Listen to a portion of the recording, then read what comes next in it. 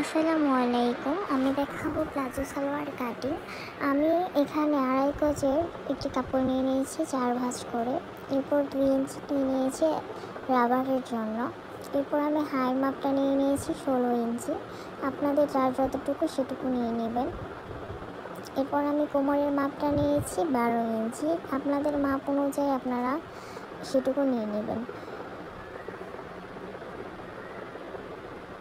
এরপর আমি সেই কোণাটা একটু রাউন্ড করে নিয়েছি। এখানে আমি কলি বা কোনো কিছু লাগাবো না, তাই আমি রাউন্ড করে নিয়েছি। এরপর আপনারা নেবেন লম্বার মাপটা। আমি লম্বার মাপটা নিয়ে নিয়েছি 39 ইঞ্চি। আপনাদের যার যতটুকু লম্বা সেটুকু নিয়ে নেবেন। এরপর আমি মহরিটা নিয়ে নিয়েছি 10 ইঞ্চি। এরপর আমি শেপ কাটিং দিয়ে সুন্দর করে রাউন্ড করে দাগ দিয়ে নিয়েছি এবং এক্সট্রা 1 ইঞ্চি নিয়েছি। এখন আমি কাটিং করে নিচ্ছি।